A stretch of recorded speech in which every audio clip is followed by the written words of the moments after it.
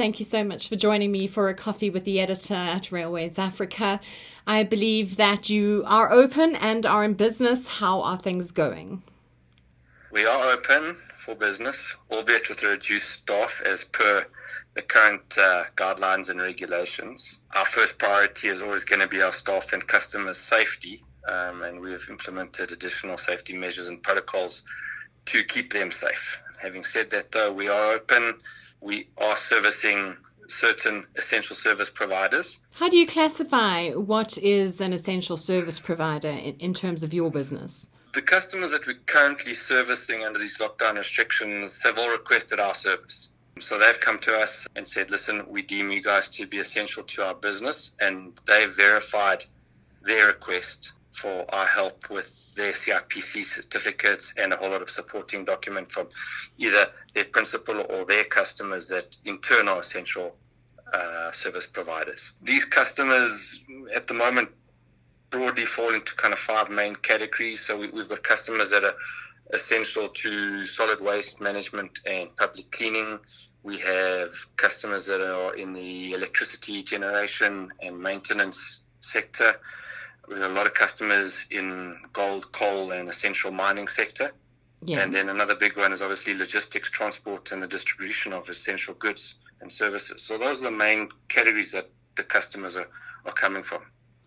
All right. And generally speaking, I mean, you are supplying them with remanufactured components to keep their vehicles going. Correct. We're supporting them. They are all operating in very different environments and industries, but they all have one thing in common. They all rely on large diesel engines to facilitate their daily operation. And unfortunately, no matter how good their engine maintenance is, there are always unplanned breakdowns and failures that occur. And when that happens, they require specialized and accurate remanufacture of their components. And that's where we're servicing that essential need. And you're not struggling in terms of getting supplies in? There are limitations, whether it's availability of certain essential, what we would deem essential, whether it's consumables, tooling.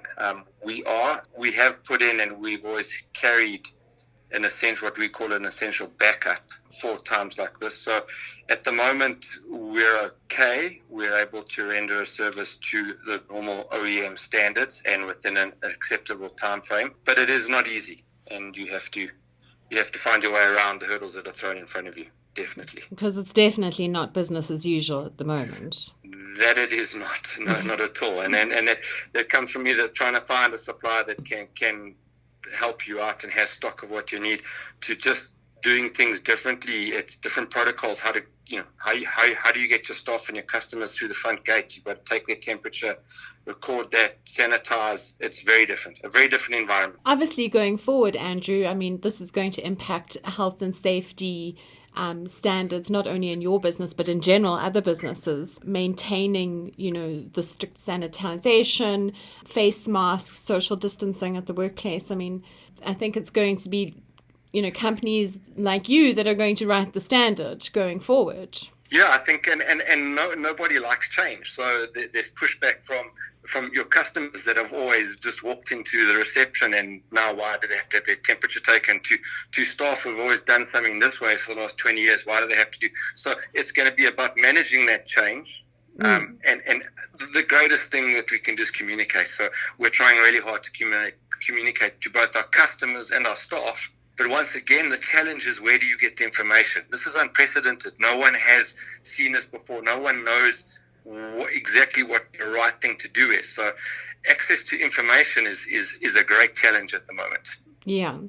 Well, I'm finding that all round, we are, I don't want to use the phrase flying by the seat of our pants, but we're learning as we're going. So, and it's everyone. Absolutely. And the other curveball that we have in the equation is where we're taking our examples from. We're taking them from the Spains, the Italys, the US, Europe, that whole. But the great difference is they're all first world countries, and we have a whole lot, way more challenges thrown at us being a third world country and all that that entails. So even though those guys have gone through and we can learn some lessons from them, we're going to learn a whole lot of new lessons in our environment. Absolutely. So we've spoken about the essential services that you're supplying to essential service providers currently. Obviously, being a rail magazine, I wanted to just touch base with you on the rail side. I'm finding it really quiet out there. I mean, have you had any requests? We've seen no requests from the rail industry at all. No, I think that market it's stagnant at the moment. There doesn't seem to be any activity, which is concerning. But you're now open and you would be able to service customers like Transnet or anybody else from the SADC region. Absolutely, absolutely.